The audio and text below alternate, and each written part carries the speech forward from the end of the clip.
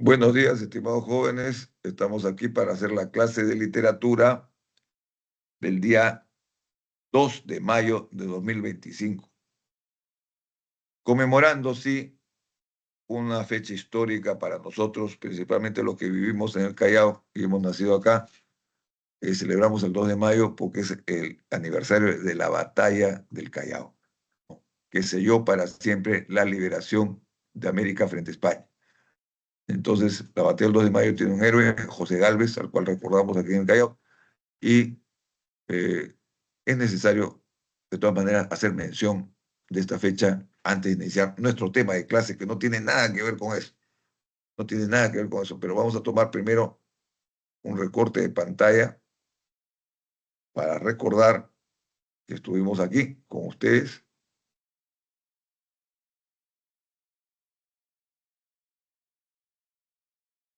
Recorte de pantalla completa.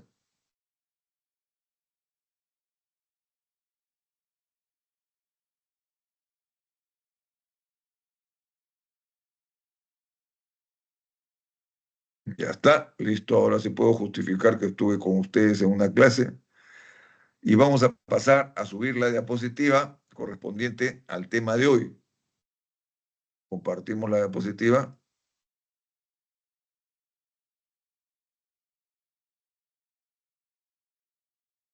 Un minuto que todavía no está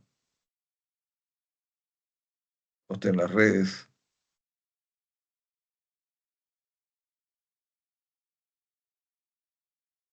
Esperemos un rato mientras la diapositiva está subiendo demasiado lento.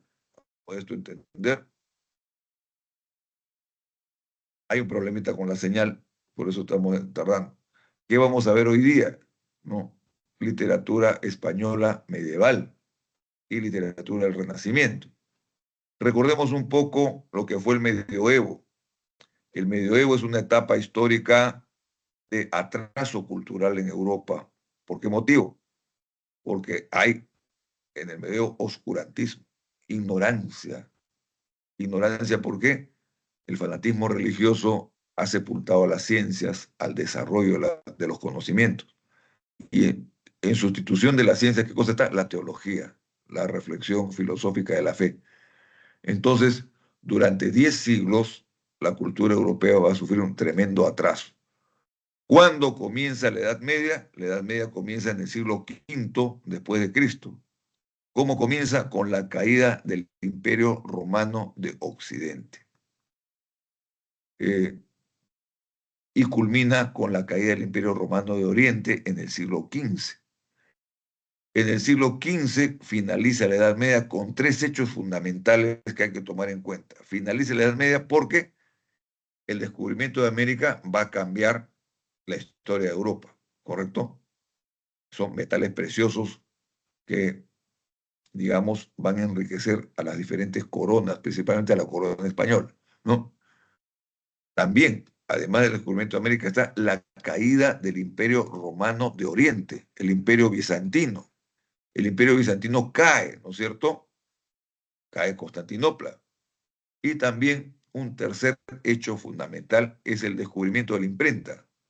Una vez que se descubre la imprenta, la difusión de la literatura va a ser una difusión masiva, ¿no? Entonces, esos tres hechos fundamentales son los que cierran para siempre ese periodo que hemos llamado medioevo. Vamos a la diapositiva. Ahora sí, está la señal. Aquí tenemos ya el PPT de la semana 5.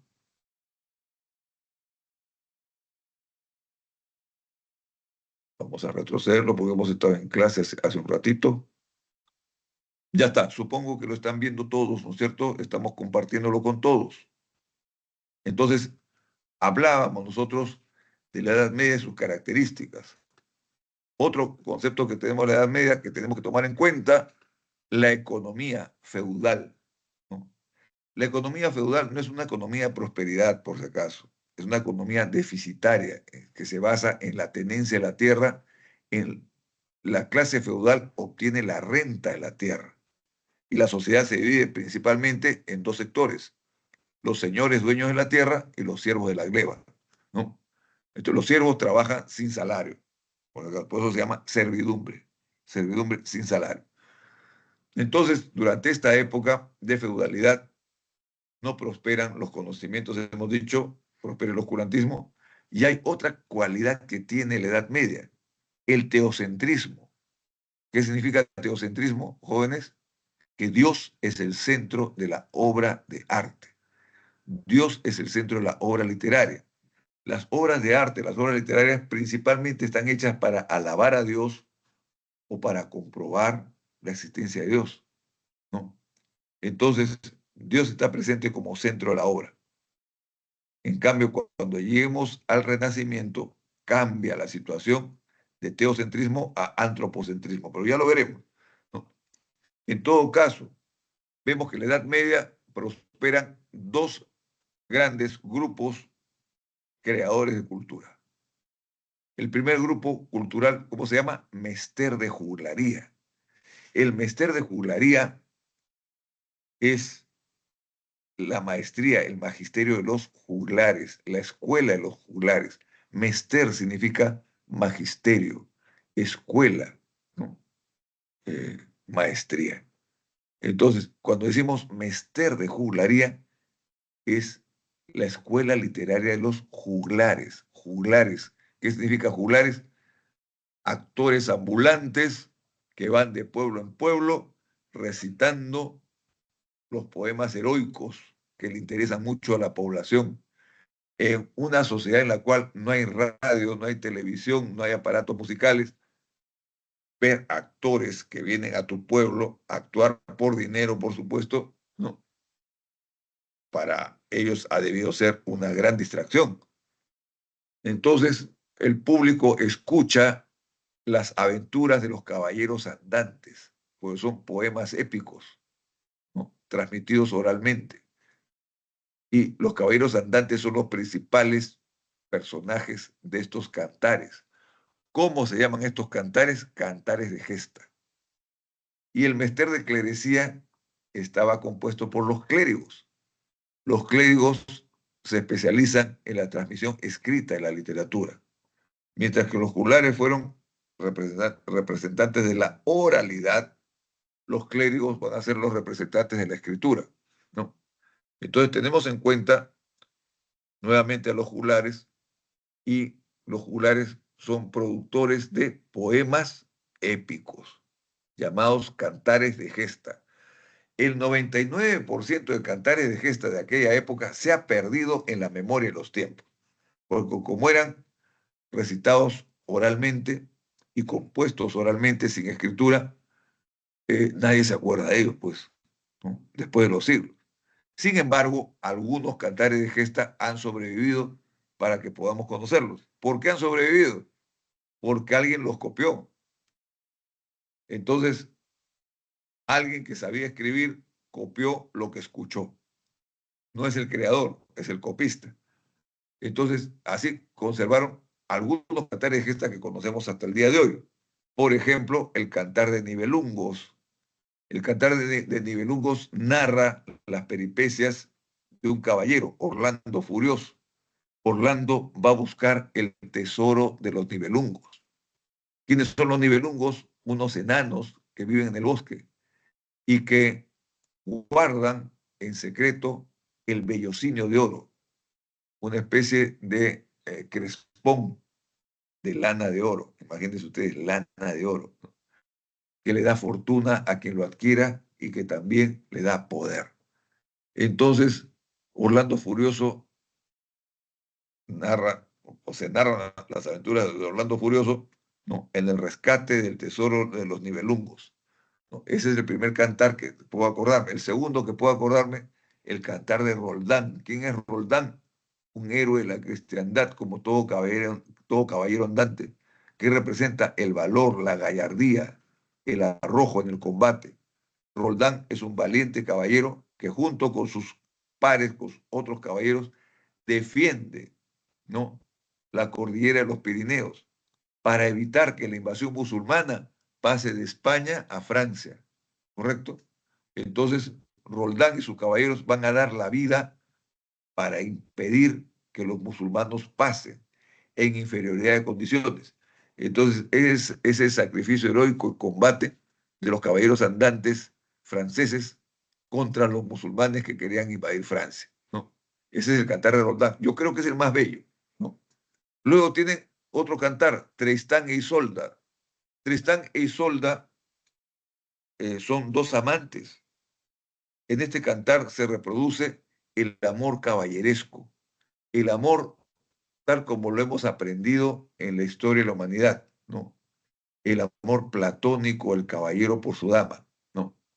Y el caballero tiene que representar no solamente la virilidad, sino el arrojo en el combate, el sacrificio heroico por su pueblo, ¿no? Y además rendirle culto a la dama que ama, ¿no? Entonces es Tristán y Isolda. Luego viene finalmente el que vamos a ver hoy día, que está ahí en la diapositiva, el poema de Miocid. Luego veremos el Siglo de Oro, los tópicos renacentistas y la novela picaresca.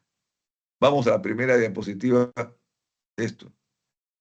Literatura española medieval, contexto histórico-social, siglos V al XV. Tienen acá, en este periodo de medioevo, ocurren invasiones a Europa. La invasión visigoda del siglo V y luego la invasión musulmana del siglo VIII. Pero recordemos una cosa más, los musulmanes van a estar en posesión de España, de la península ibérica en general, hasta Portugal incluso, 8 siglos de dominación musulmana sobre España, ¿correcto? En esos 8 siglos de dominación musulmana, obviamente han tenido que dejar su huella cultural, su herencia cultural, la han dejado. Entonces, incluso en el idioma. Las guerras de reconquista están ahí en la diapositiva, que son guerras de liberación nacional. Los españoles tratan de sacudirse del yugo de dominación musulmana y van a luchar en los campos de batalla contra los musulmanes, ¿no? Esas son las guerras de reconquista. Luego tienen la consolidación de los reinos cristianos, el reino de Castilla, el reino de León, el reino de Navarra, el reino de Aragón. O sea, ustedes se figurarán que España nunca fue una sola España.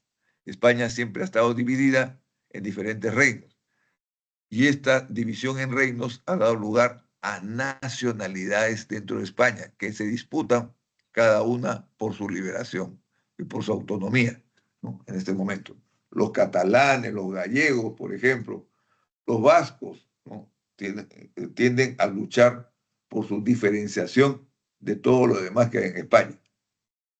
Entonces, vamos a ver que la literatura española medieval estuvo también caracterizada por algo más.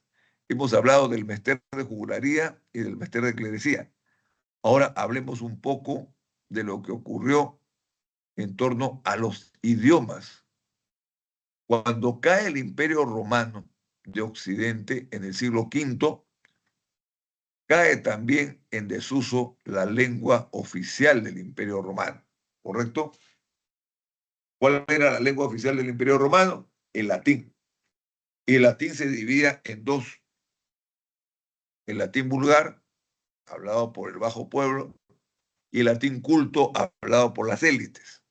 Bueno, cuando cae el Imperio Romano y cae en desuso el idioma oficial del Imperio Romano, surgen lenguas en Europa que no se conocían, que son las lenguas romances. ¿A qué llamamos lengua romance? A lenguas románicas. Lenguas románicas son lenguas procedentes de Roma. ¿Qué significa esto? Que las lenguas romances todas tienen raíces latinas, ¿correcto? Raíces en latín. Y como ustedes verán, nuestro idioma, el idioma que hablamos ahora, ¿no? Es un idioma que tiene raíces latinas, palabras que proceden del latín y que son similares en el portugués como en el italiano y que podemos aprender con mucha facilidad el idioma italiano por eso o el idioma portugués, porque lo llegamos a entender perfectamente, ¿no?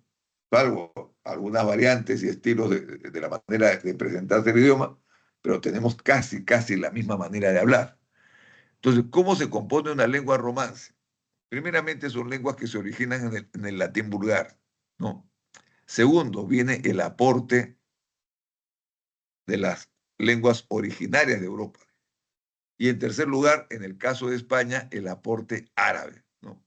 Porque hemos dicho que los árabes estuvieron 8 siglos de dominación en España. Por lo tanto, la huella cultural también es la huella lingüística, ¿no? A nivel lingüístico, los árabes dejaron una herencia que fue incorporada a los idiomas que se hablan en España. Entonces, ¿qué hablamos nosotros? ¿Español? No, pues hablamos castellano, ¿no? Y el castellano está compuesto de latín vulgar, lengua de Castilla y aporte árabe. Entonces, usted dice, voy a pagar la alcabala a la municipalidad. Alcabala, palabra árabe. Cuando quiero pagar los impuestos, ¿qué me dicen? Mire usted la tarifa. Tarifa, palabra árabe. Voy a comprar un carro, perdón, un momentito. Quiero consultarlo con la almohada. Almohada, palabra árabe. Alcachofa, palabra árabe. Álgebra, le inventaron los árabes, por si acaso. El número cero fue inventado por los árabes. Pero yendo más al lenguaje, tenemos términos incorporados al castellano que son producto de esta invasión musulmana por 8 siglos, ¿no?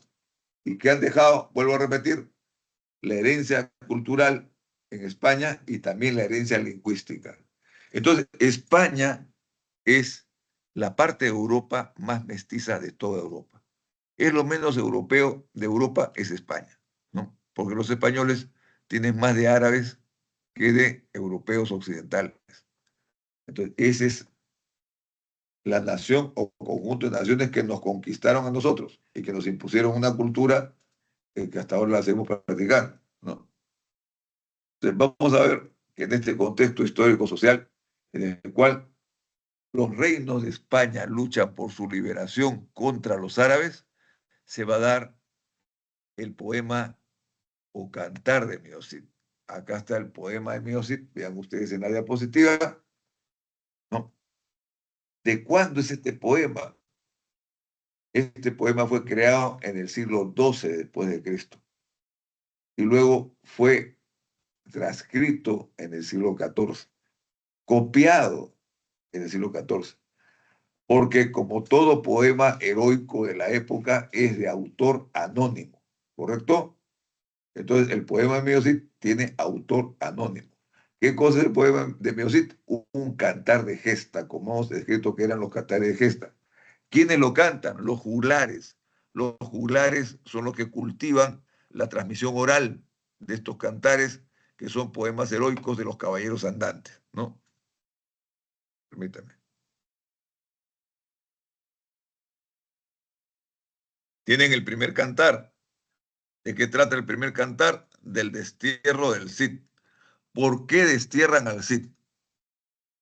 Lo destierran al Cid por haber sido calumniado por otros caballeros envidiosos de su fama, de su fortuna, de su valentía. Lo envidian. Lo envidian porque es el favorito del rey Alfonso y lo calumnian, ¿no? Para dejarlo mal frente al rey Alfonso. ¿Y qué calumnia le crean? ¿Qué tipo de chisme ha sido creado? Que el Cid se quedó con los impuestos y no los tributó debidamente al rey.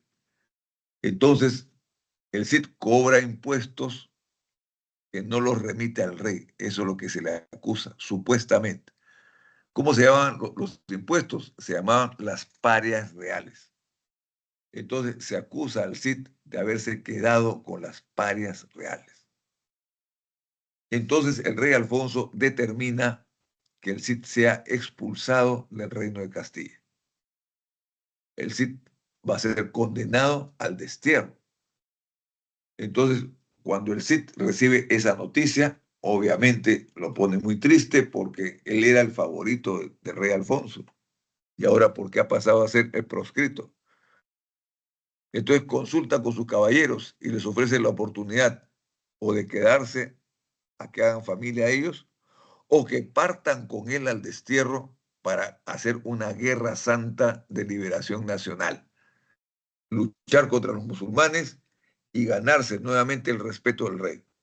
Entonces, los 200 caballeros del Cid deciden acompañarlo a la guerra, ¿no?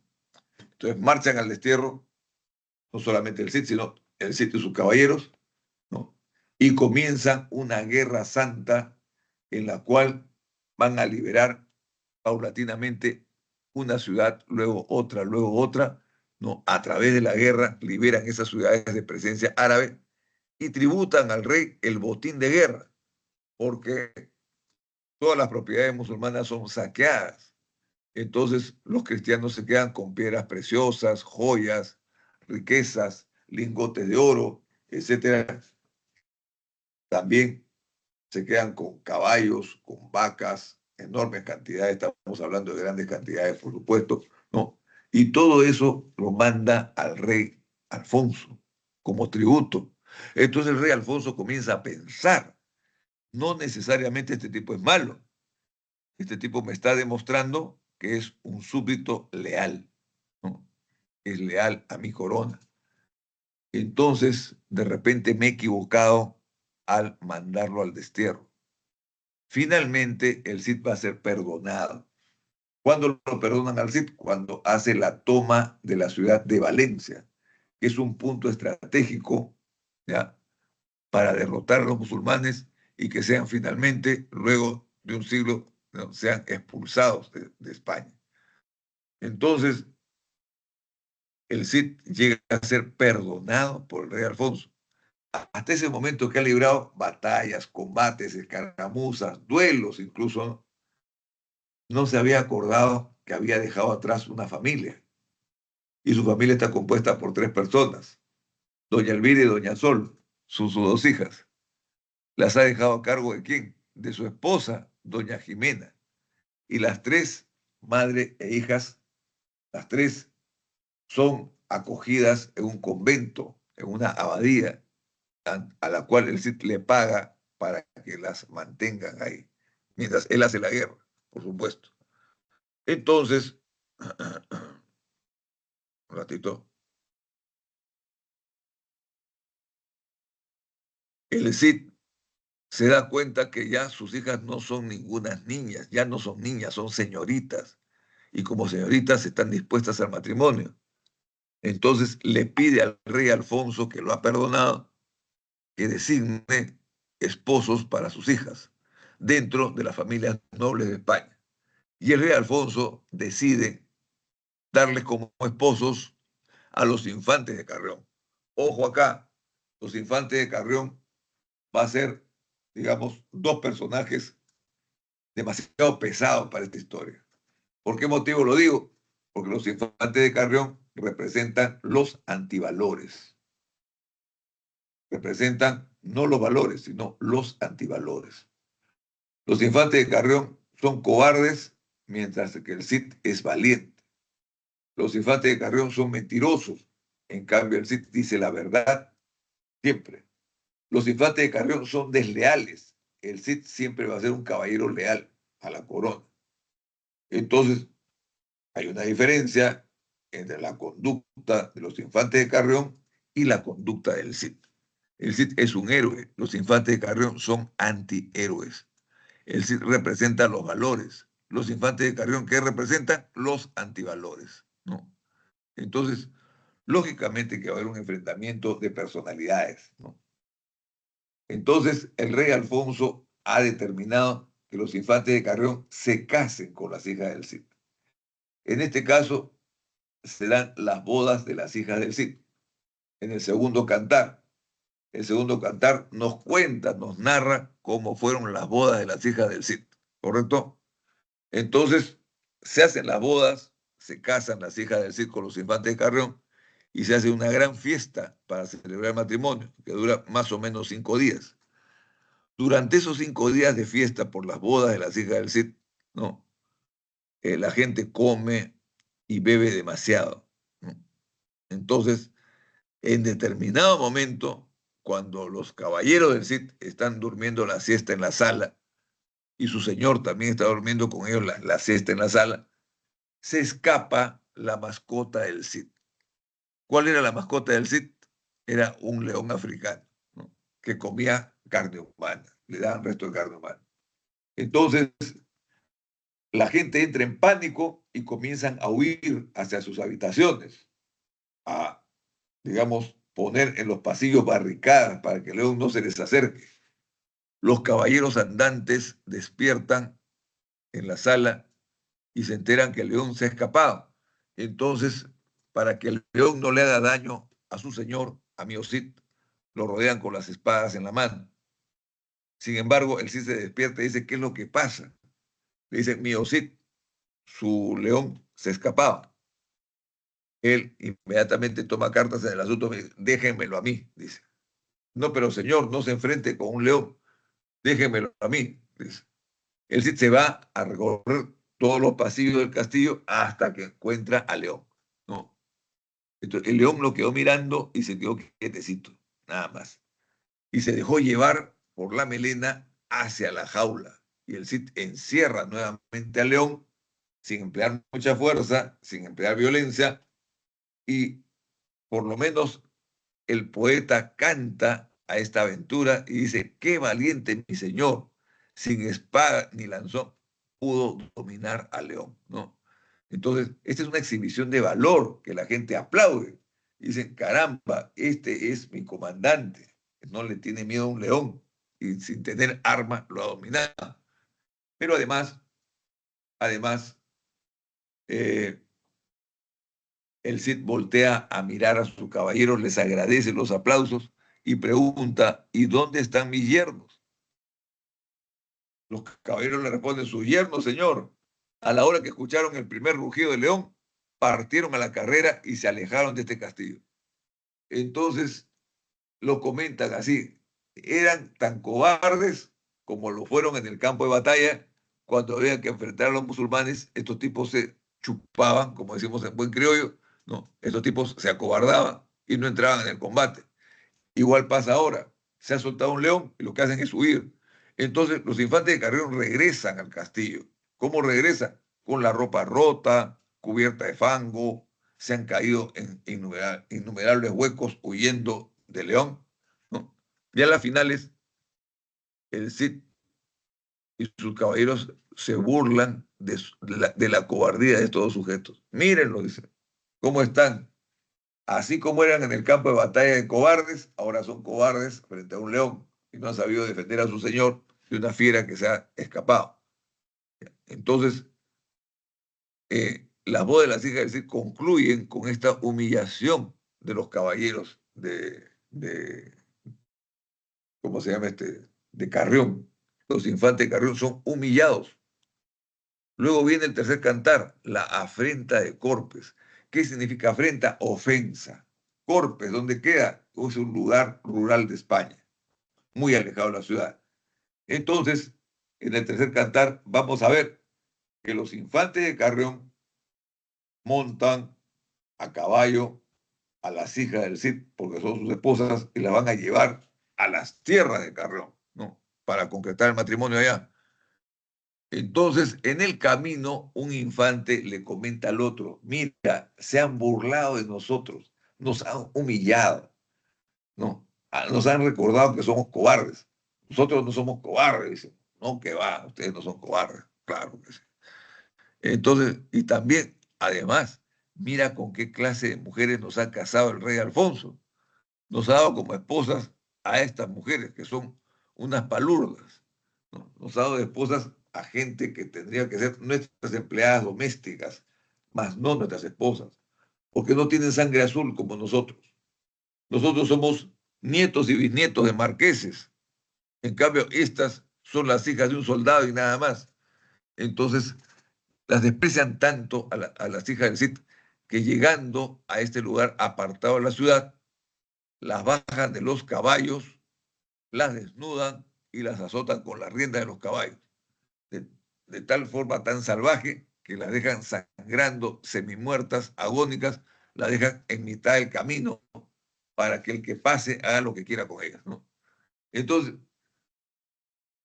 este hecho bochornoso va a llegar a oídos del Cid y va a llegar, digamos, un mensajero diciéndole al Cid lo que había pasado con sus hijas. Inmediatamente el Cid demanda justicia ante el rey Alfonso. Y el rey Alfonso dice bien claro, yo no puedo hacer justicia si no convoco a las cortes. ¿Y quiénes son las cortes? Una lista de nobles que se reúnen para decidir el futuro del país, ¿no? Entonces, el rey Alfonso convoca a las cortes para juzgar a los infantes de Carrión por el mal acto que han hecho, ¿no? Entonces los infantes de Carrión se defienden en ese juicio y dicen, teníamos razón de hacerlo, porque ustedes nos quisieron casar con dos plebeyas y nosotros no somos plebeyos, somos gente de altura. Entonces, aún así, el rey Alfonso y las cortes deciden que esto sea culminado en el campo del honor.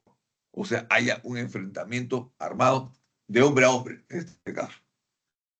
Entonces, el Cid va a tomar su lugar y los caballeros se lo impiden. Le dicen, usted no se ensucie las manos con la sangre de estos traidores. Para eso estamos nosotros acá. Y lo vamos a representar en el campo del honor a nuestro señor mío Cid. Y bueno, dos caballeros son nominados para enfrentar uno a los infantes de Carrión.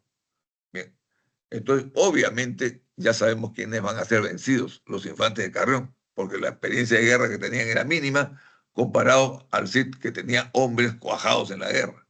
Entonces va a durar muy poco este duelo, ¿no? Y a las finales tienen con la espada en la garganta, le hacen pedir perdón a uno y luego pasan por el otro y le hacen lo mismo, ¿correcto? Entonces, ahí no termina el asunto.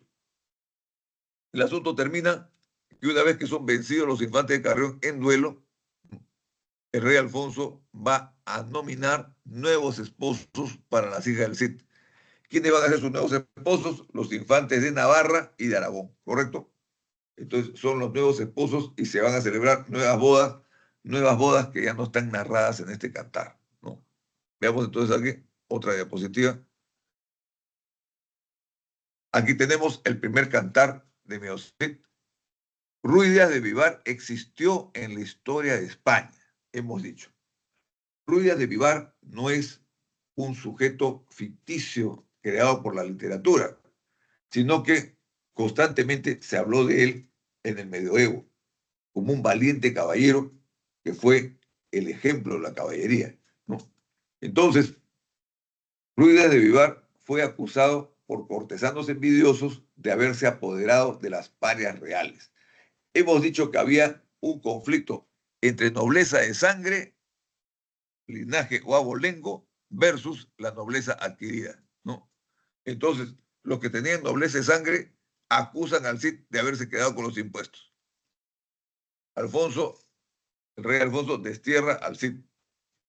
Luego, el campeador se separa de su familia, dejando a doña Elvira y doña Sol a cargo de doña Jimena en la casa o la abadía de un cura, ¿no? Vamos adelante.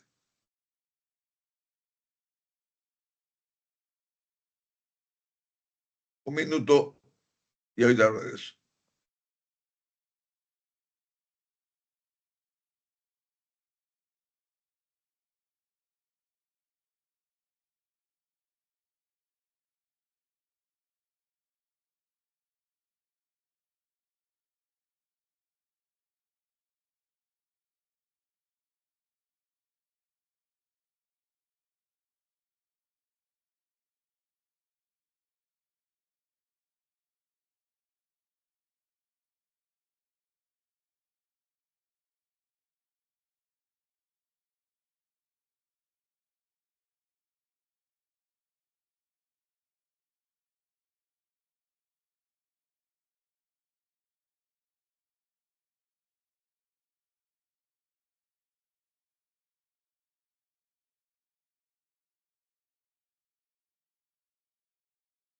Bien, prosigamos con la clase. Tenemos el segundo cantar, es decir, conquista Valencia. Valencia es una ciudad, un punto estratégico, o sea, geopolíticamente, Valencia tenía mucha importancia para esta guerra de liberación nacional contra los musulmanes. Es la ciudad de mayor nivel económico de los musulmanes. Entonces, cuando se conquista Valencia, se bate a duelo con el rey Yusuf de Marruecos, ¿no? lo vence, al tomar la ciudad, le envía un gran tributo al rey. El rey termina ya de perdonar al Cid campeador. Él se reúne con su familia y ahí se da cuenta de que sus hijas ya no son unas niñas que están en edad de merecer, ¿no? Luego se celebran las bodas de doña Elvira y doña Sol con los infantes de Carrión, lo cual va a ser, digamos, un error porque está casando a sus hijas con unos tipos realmente impresentables, unos canallas, unos sinvergüenzas son los infantes de Carrión. Tienen aquí el tercer cantar.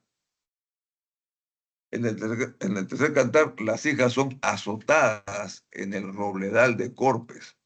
Digamos, no hay mayor afrenta que se le puede hacer a un padre que dañar a sus hijos, pero principalmente a sus hijas, ¿no?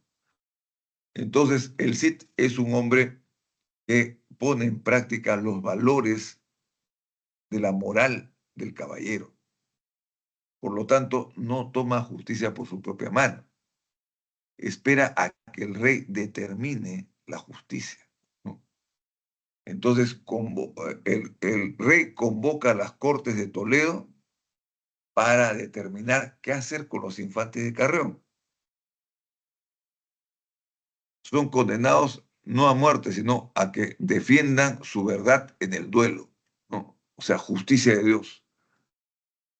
Y los infantes de Carrión en duelo son derrotados por los caballeros del Cid. Luego, en este mismo cantar, dos mensajeros piden la mano de Elvira y de Sol para los infantes de Navarra y Aragón, ¿correcto? Y finalmente, o sea, el único final feliz que compete aquí es que las hijas se hayan casado, ¿no?, con infantes o jóvenes que son herederos de los títulos nobiliarios de Navarra y de Aragón, ¿no? Tenemos aquí algunos conceptos que deben ser valorados en este escrito. Tema central, el destierro y recuperación de la honra del Cid, ¿correcto? Al Cid lo destierran, o sea, lo han deshonrado al Cid como si fuera un estafador. Y él tiene que recuperar su honra. ¿Cómo recupera su honra? Luchando contra los musulmanes y dándole al rey Alfonso de Castilla mayor cantidad de territorios liberados, ¿no? Y también mayor tributación. Subtemas. Primero, ascenso social por méritos o también por linaje. O asciende socialmente por méritos o también por linaje. Luego, pugna la nobleza linajuda contra la nobleza advenediza. ¿Quién es el Cid? Si no tiene linaje el Cid, ¿qué cosa es? Un noble, no, por méritos, un noble advenedizo. Luego tienen la guerra santa, es una guerra santa, más que guerra santa, yo digo, guerra de liberación nacional, ¿no? Lo que pasa es que tiene algún perfil de guerra santa porque los cristianos se enfrentan contra los musulmanes, pero no son por razones religiosas, definitivamente, hay una liberación nacional de por medio.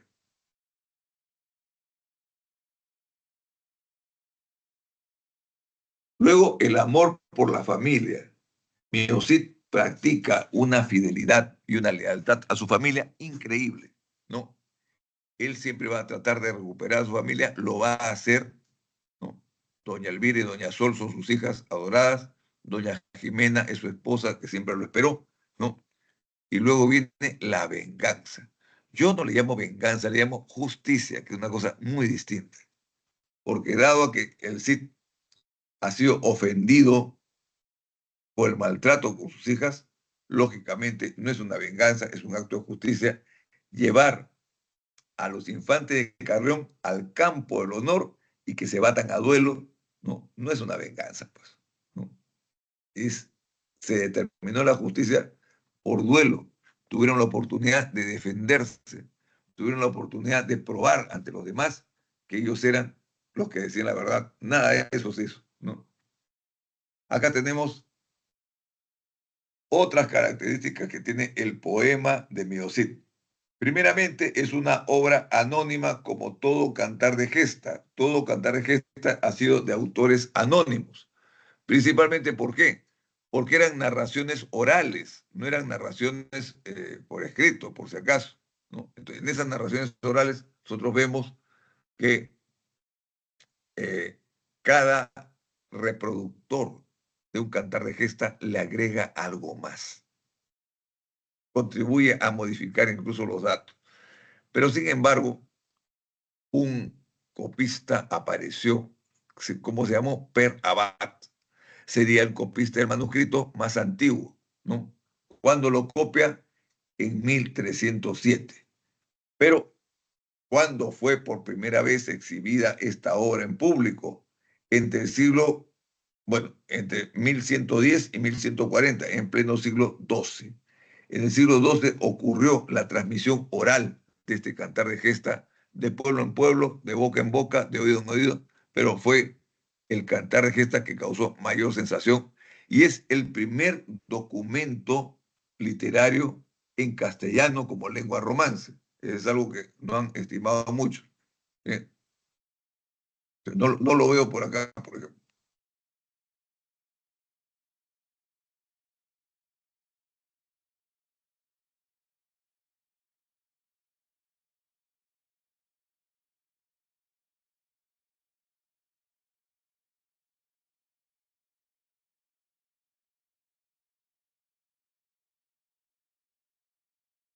Continuemos con el cantar de Meosit.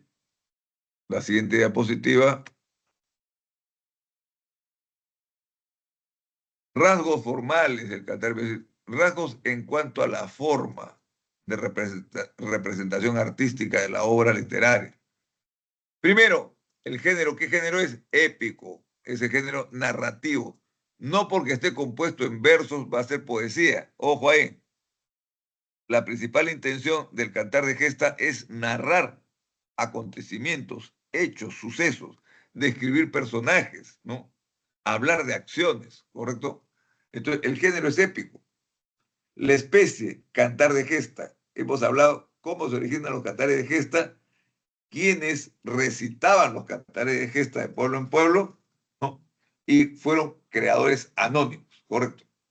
La estructura está dividida en tres cantares, ya hemos visto los tres cantares. La métrica, eso no lo hemos visto, es una métrica irregular, que significa que cada verso tiene cualquier cantidad de sílabas, no tiene una forma prescrita para planificar que sea solo en octosílabos, solo en decasílabos, no, sino que tiene realmente versos que escapan libremente de cualquier medida métrica, ¿no? Luego, la rima es asonante o consonante. En este caso es una rima asonante porque los versos en los cuales está escrito el cantar de Meosit no repiten la misma sílaba última en cada verso, ¿no? Esa repetición de la misma sílaba al final de cada verso se llama rima consonante. Y cuando no hay eso en otras obras literarias, es rima asonante, ¿correcto? O imperfecta, le dice. Correcto. Ya, vamos adelante con la diapositiva.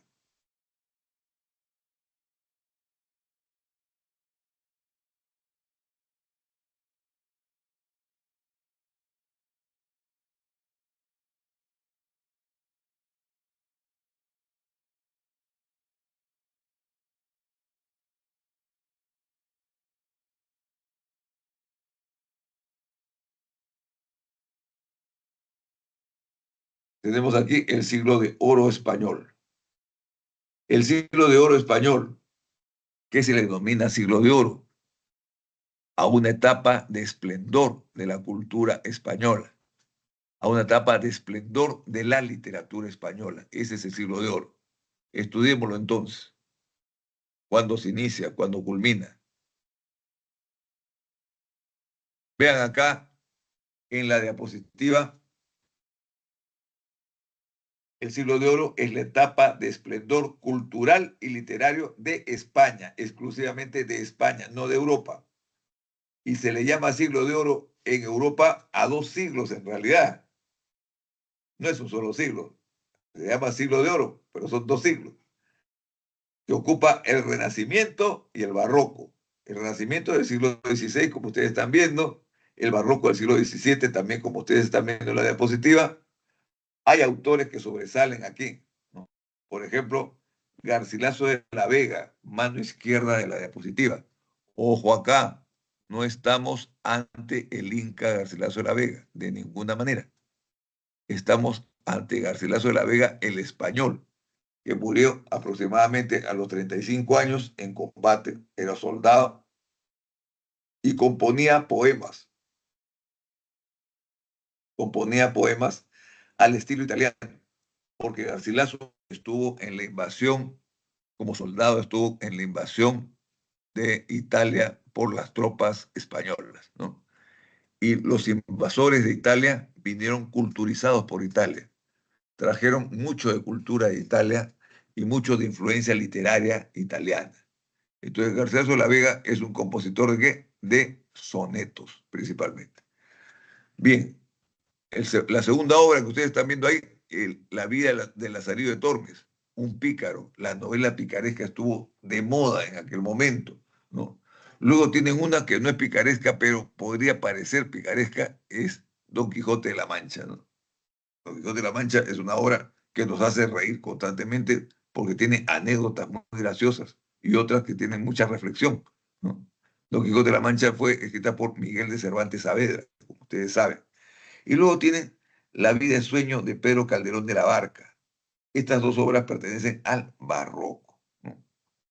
Pedro Calderón de la Barca es el mejor representante del significado del movimiento barroco, ¿no?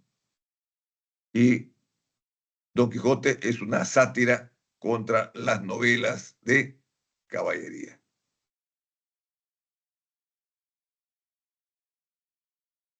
Tema del Renacimiento. ¿Qué temas ocupa el Renacimiento? ¿De qué temas se preocupa el Renacimiento? ¿Cuáles son las grandes preocupaciones del Renacimiento? Vamos a ver aquí. Dos temas que están viendo en la pizarra, no en la diapositiva. Amor y destino. El amor, ¿cómo es concebido durante el Renacimiento? Como reflejo de la belleza absoluta. Contribuye a la armonía del universo. Y el destino. El ser humano tiene un destino al cual puede enfrentar y puede cambiar, por si acaso. Durante el Renacimiento ya prospera una idea genial dentro de la cristiandad, la teoría del libre albedrío. Durante siglos, desde la etapa de la Grecia antigua hasta el siglo XVI, ¿no? El mundo y las religiones en general han creído que el destino es incambiable, ¿correcto? O sea, tú naciste con un destino y tendrás que morir producto de ese destino tal como está escrito en algún lugar, en algún cielo, ¿no? En algún centro de datos, ¿no? Que tu destino está trazado ya y tú no puedes hacer nada por cambiarlo. Pasó con Edipo Rey, ¿se acuerdan ustedes? Cuando leímos Edipo Rey, Edipo quiso cambiar su destino y no pudo. Su padre quiso cambiar su destino y no pudo. En el caso del medioevo se practicó esa cultura del destino incambiable. Sin embargo, llegando al Renacimiento, prosperan debates dentro de la Iglesia en el cual sale triunfando Santo Tomás de Aquino, que demuestra que el ser humano puede construir su propio destino. Y usted puede construir su propio destino. Usted no está destinado al fracaso. Usted puede fracasar en los estudios si no estudia, pero puede triunfar en los estudios si se aplica al estudio de sus textos, ¿no? Que hace otra cosa. Entonces, el destino incambiable es sustituido por la posibilidad de enfrentarse al destino. ¿A través de qué? Del libre albedrío. Ahí tienen de Garcilaso de la Vega una égloga segunda. Dice así: en este amor no entré por desvarío, ni lo traté como otro con engaños, ni fue por elección de mi albedrío. Desde mis tiernos y primeros años, a aquella parte me inclinó mi estrella y aquel fiero destino de mis daños. Todavía Garcilaso no se despoja de la creencia que tiene un destino, ¿no? Entonces, en la primera estrofa que estamos leyendo ahí, hay una mención de mi albedrío, digamos, palabra que ha sido aplicada más que todo a la libertad que tienes de elegir entre el bien y el mal. Porque, por ejemplo, Santo Tomás de Aquino, cuando polemiza en el Concilio de Trento contra los más conservadores, los arzobispos más conservadores, llega a establecer que el ser humano tiene la libertad de escoger entre el bien y el mal.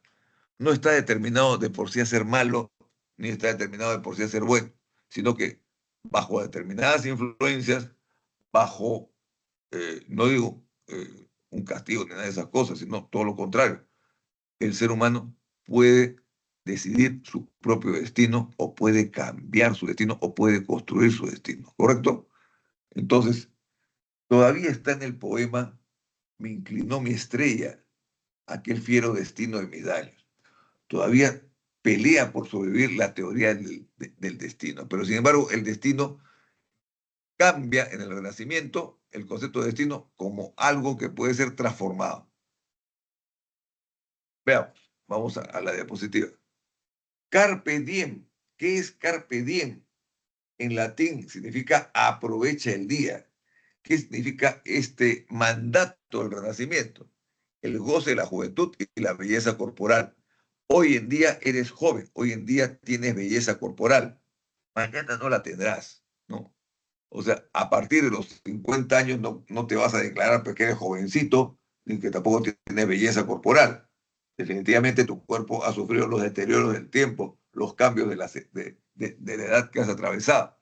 Entonces, en este caso te dice lo siguiente, la diapositiva también, que el ser humano, ¿no?, puede determinar cómo aprovechar, por ejemplo, su juventud, el goce de la juventud y la belleza corporal, porque la juventud no regresa más. Y si no la aprovechaste en su momento, no pretendas ser joven a los 60 años. Bueno, entonces, dice, voy a acomodar la pantalla un ratito.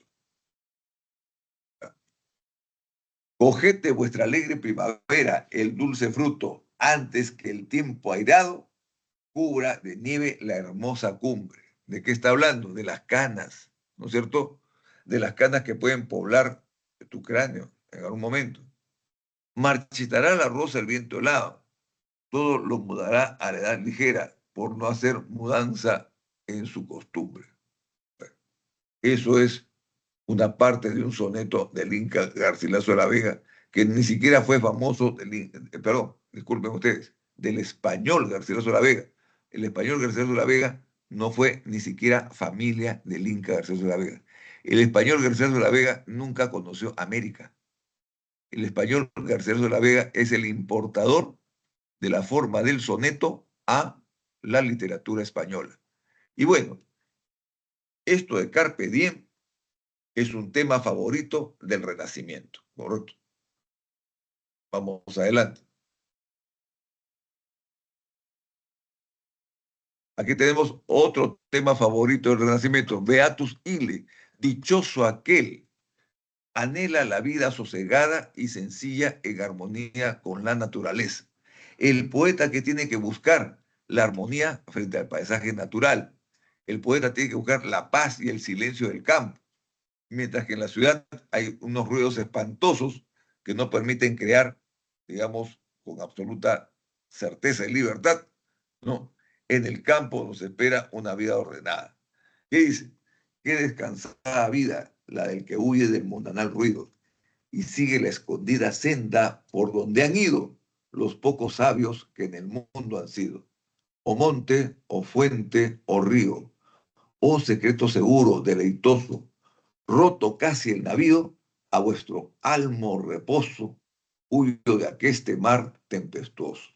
Lógicamente, lo que está expresando el poeta Fray Luis de León, que es un poeta del Renacimiento, ¿no?, es una celebración de encontrarse, incluso lo dirá en algún momento, reencontrarse con Dios en el campo, más no en la ciudad, ¿no? Vamos adelante.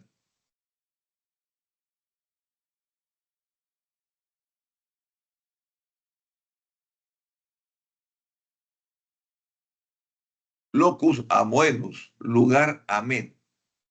El paisaje se presenta como armónico y bello. ¿Cuál es el lugar ameno del poeta? el paisaje favorito del poeta, pero también lo puede ser su biblioteca, por si acaso, ¿ah? Sin embargo, en este caso, como en la diapositiva anterior, hay un elogio a la vida en el campo, ¿no? Dice, corrientes aguas, corrientes aguas puras, cristalinas, árboles que os estáis mirando en ellas, verde prado de fresca sombra lleno, aves que aquí sembráis vuestras querellas, hiedra que por los árboles caminas. Entonces, esta es una forma muy bella de expresarse respecto a un paisaje ameno, a un lugar ameno. Y el escritor debe buscar siempre el lugar que sea más propicio para la creación literaria, ¿no? No lo sé, no creo que haya creación literaria en un sujeto que está dentro de un disco de reggaetón, ¿no? A todo volumen. No creo que tenga ni el tiempo, ni la paciencia, ni el talento para hacer prosperar sus escritos. Sin embargo, tengo conocimiento que el lugar ameno puede estar en el campo, donde puede crear uno con absoluta libertad.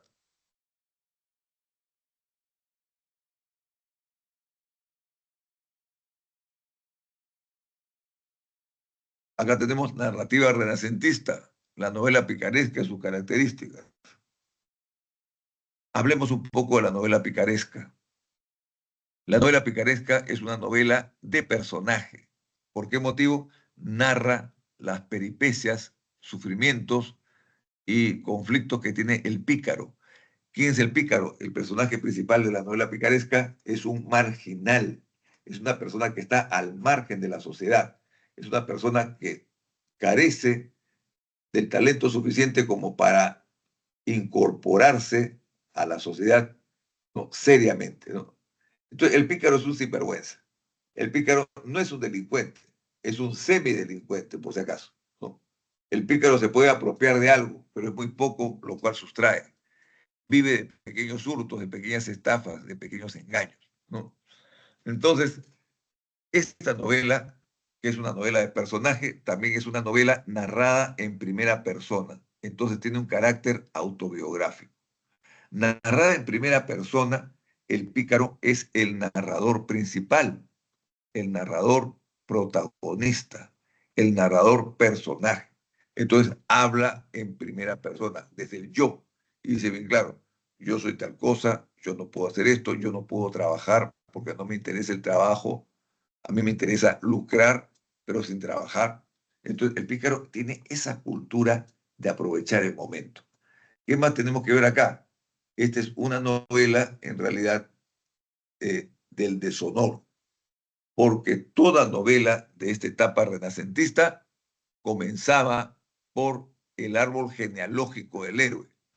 Roldán, sobrino de Carlomagno, nieto del rey de Germania, bisnieto del rey de Westfalia, y así sucesivamente. Entonces puede ser tratado mejor en una sociedad como la nuestra, tan desigualitaria, ¿no? Porque tiene este abolengo, estos apellidos, ¿no es cierto? Entonces, en cambio, el pícaro no tiene abolengo, no tiene apellido, no tiene linaje. Es una novela del antilinaje. ¿Por qué motivo? Porque el pícaro comienza narrando el carácter delincuencial de su familia. Mi papá era ratero, mi mamá prostituta, mis hermanos eran rateríos del mercado. Ya, eso no es un honor tener una familia así, ¿no es cierto? Ni tampoco ser así. En todo caso, el pícaro va a representar al sujeto que quiere medrar, que quiere conseguir fortuna fácil, ¿a través de qué? No a través del trabajo, sino a través de su astucia, ¿no? Y astucia mala vida, astucia mal empleada, por supuesto, el pícaro nunca consigue sus objetivos. Vamos a ver acá.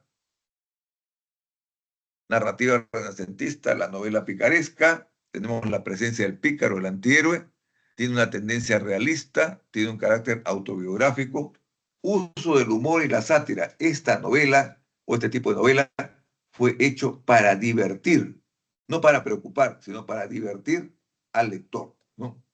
No necesitamos que se preocupe filosóficamente, lo va a hacer de todas maneras, pero de todos modos va a tener por qué reír de las desventuras del pícaro, ¿no?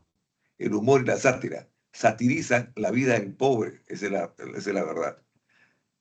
Aquí hay una condición que le han preguntado varias veces. Carece de unidad argumental sólida. ¿Qué significa esto? Significa que el argumento está mal ensamblado, mal armado.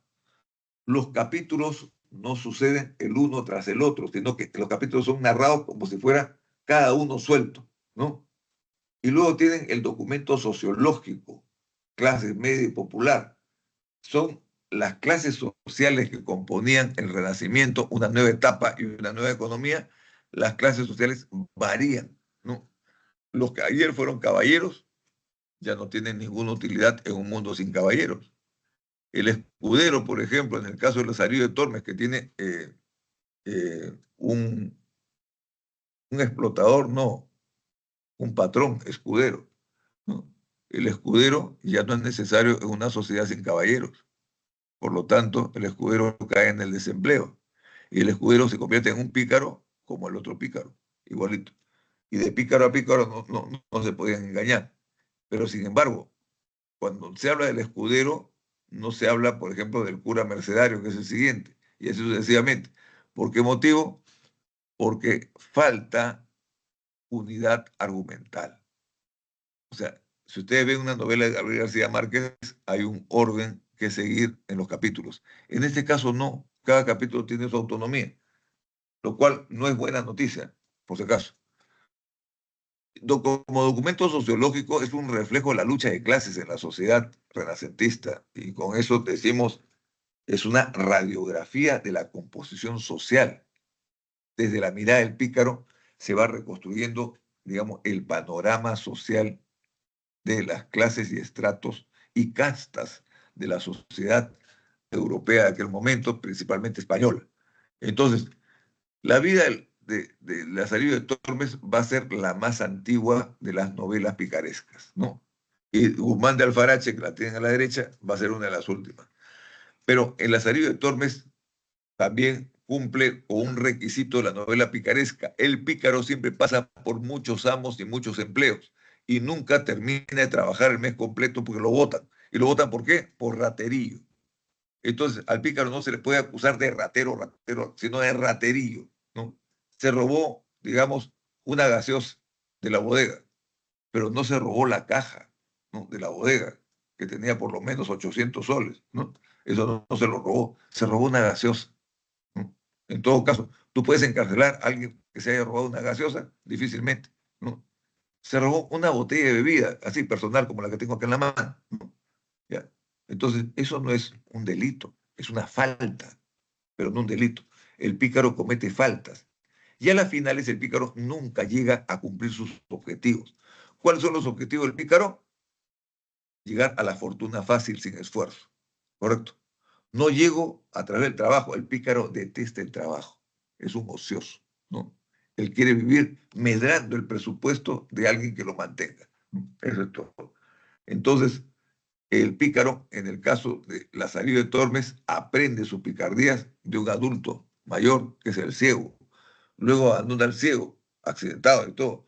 Luego sigue con el fraile mercedario, y sucesivamente. Pero la vida de Lazarillo de Tormes, que ustedes ya la han leído seguramente en el colegio, ¿no?, es una novela anticlerical. Por eso que no la firmó su autor. Si su autor hubiera firmado Lazarillo de Tormes, seguramente lo hubiera venido a recoger la Santa Inquisición, porque habla muy mal de la iglesia, y de 9 amos que tiene el pícaro, 7 son clérigos, ¿no? Entonces, cuando se hace una novela picaresca, lo que expresa el autor es que el pícaro anda por mal camino, ¿correcto? Y no va a terminar bien. Pero sus amos son peores que él, son más pícaros que él, son más semidelincuentes que él, no son marginales, pero recurren al arte de la estafa, de los pequeños hurtos, para poder mantener su nivel de vida. Entonces, Guzmán de Alfarache es una de ellas, la vida del buscón llamado Pablos es otra, no, la pícara Justina, porque no solamente habían pícaros, habían pícaras también. La pícara Justina es otra novela, y otra novela también es La hija de la Celestina, ¿no? Entonces, tenemos pícaros y pícaras. acá se cumplió la cuota de género. No solamente es el hombre, sino también la mujer que comete picardía. Estoy pensando en la pepera, en la colmena, por ejemplo, la que droga a los borrachos y se lo llevan a una playa y le roban todo, ¿no? Entonces, las pícaras existen hoy en día también, y los pícaros también existen hoy en día. Lo que pasa es que ya no hay la necesidad de retratarlos en una novela aparte. La novela picaresca ocupa el Renacimiento y el Barroco, por si acaso. No es solamente el Renacimiento. Muy bien, vamos a concluir la clase de hoy. Tenemos aquí las claves de la semana 5, ¿no? Las claves de la semana 5. La primera respuesta es D de dedo. La segunda, B de barco. La tercera, E de nano. La cuarta, D de dedo. La quinta, A de avión. La sexta, C de casa.